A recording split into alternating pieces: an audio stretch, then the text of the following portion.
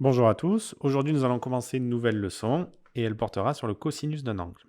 Et on commence tout de suite avec le grand 1, le vocabulaire. On nous dit, en définition, dans un triangle rectangle, le côté adjacent à un angle aigu est le côté reliant le sommet de l'angle droit au sommet de l'angle aigu. Alors, première chose à savoir, c'est qu'un angle aigu, ça doit être un angle qui est inférieur à 90 degrés. Ça, c'est la première chose à savoir. Et on nous dit que le côté adjacent à un angle, c'est le côté qui relie le sommet de l'angle droit au sommet de l'angle aigu. Nous allons voir ça dans l'exemple. On considère le triangle ABC, rectangle en A. Donc c'est la figure qui a 6 contres. Donc le triangle ABC est rectangle en A, on le voit sur le codage. Le côté adjacent à l'angle aigu ACB est le côté CA. Donc l'angle ACB, c'est cet angle-là.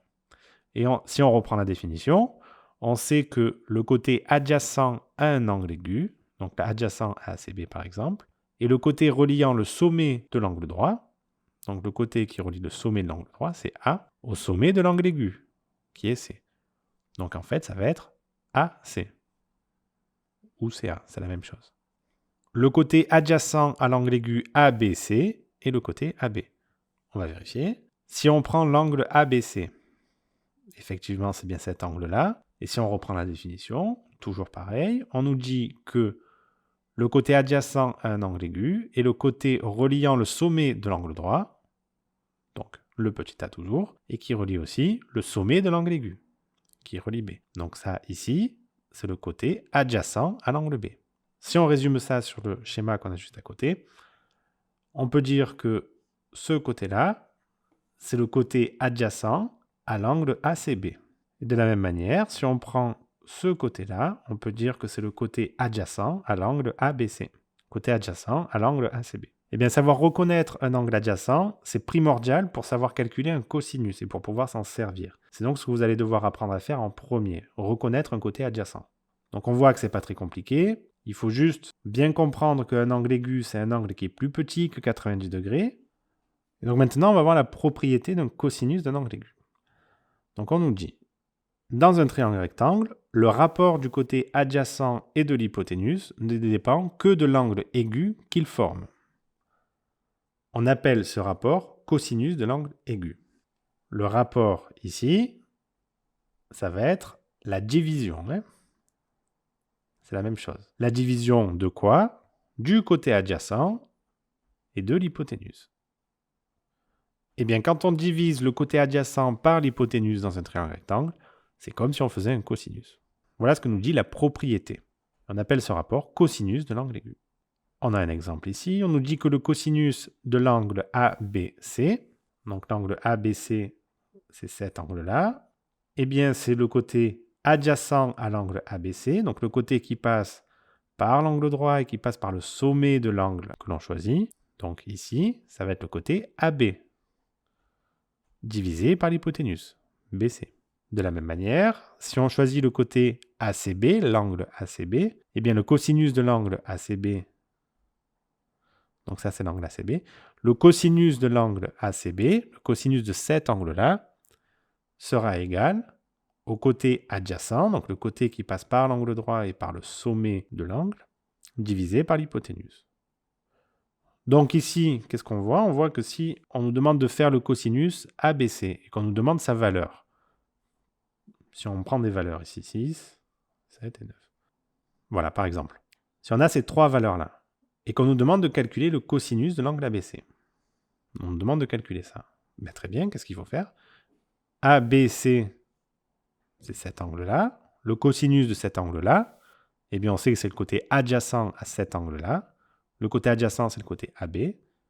Donc, on va faire AB divisé par l'hypoténuse BC. Ça nous donne donc 6 divisé par 9.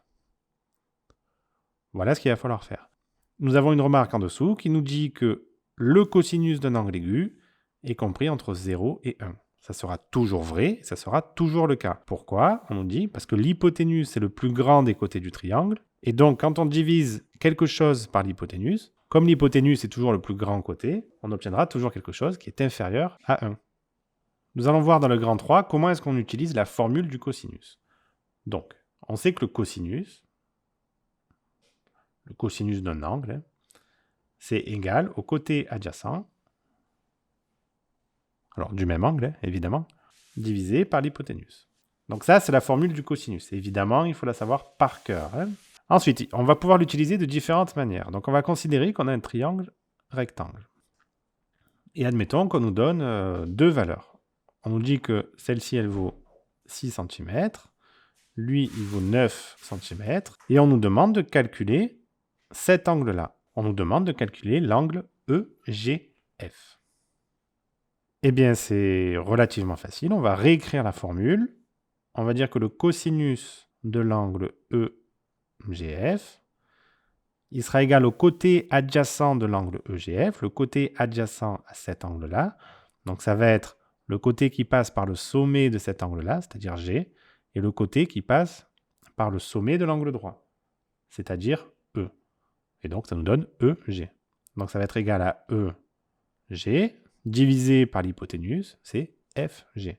Donc là, ce qu'on va faire, c'est qu'on va simplement calculer la division. Donc, EG, c'est 6 cm sur 9, ce qui nous donne 2 tiers, qui est environ égal à 0,67, on va dire.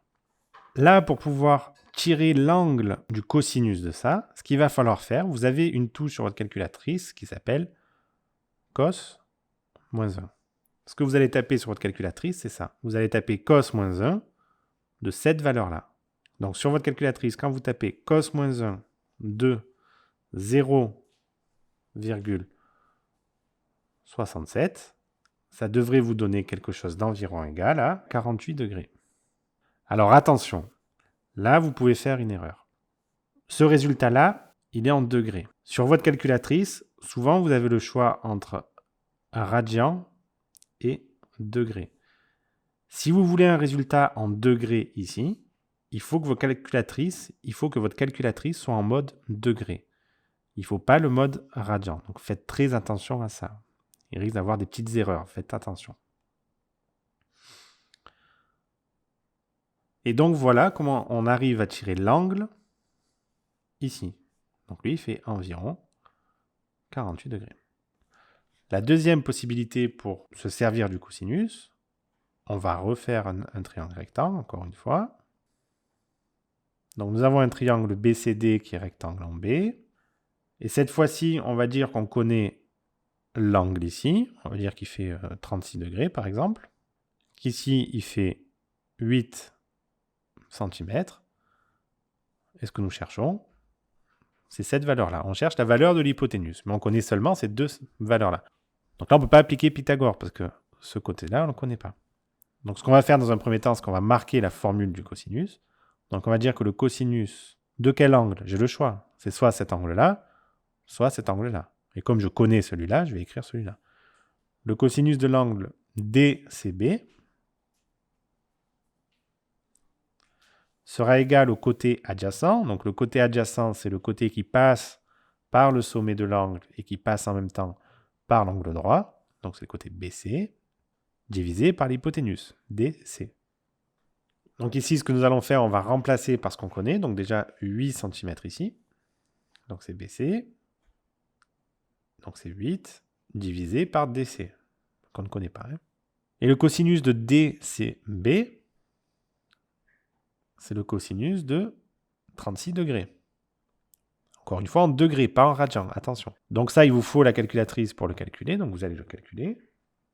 Donc ça donne environ 0,81, et on dit que c'est égal à 8 divisé par DC.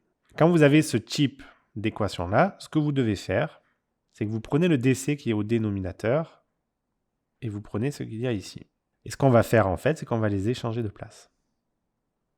Attention, seulement dans ce type-là d'équation. Ouais. Ne faites pas ça dans tous les types de fractions. Attention. Donc finalement, si on échange de place, qu'est-ce qu'on trouve? On trouve DC qui est égal à 8 sur 0,81. Donc on va essayer de calculer ça. Et ça nous donne quelque chose d'environ égal à 9,88. Alors, ça sera des centimètres, parce que là, j'ai des centimètres. Voilà, donc là, on a une deuxième manière de calculer le cosinus. Si on connaît un côté adjacent et un angle. On va voir la dernière manière de calculer un cosinus. Donc, on se place toujours dans un triangle rectangle. Cette fois-ci, on va connaître cet angle-là. On va dire qu'il fait 28 degrés. Et on connaît l'hypoténuse. On va dire qu'il fait 10 cm. Eh bien, on va faire exactement la même chose que tout à l'heure, dans l'exemple précédent. C'est presque la même chose, vous allez voir. On va dire que le cosinus de l'angle ABC, de l'angle aigu ABC, sera égal au côté adjacent, ici c'est AB, divisé par l'hypoténuse, ici c'est CB. L'angle ABC, on le connaît, donc on remplace. Cosinus de 28 degrés, qui sera égal à AB, c'est ce qu'on cherche, divisé par 10. Le cosinus de 28 degrés, ça nous donne environ 0,88.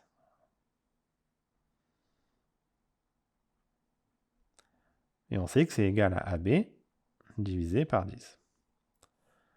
Et donc là, on se retrouve encore avec une équation. Vous allez voir, c'est assez simple pour celle-ci.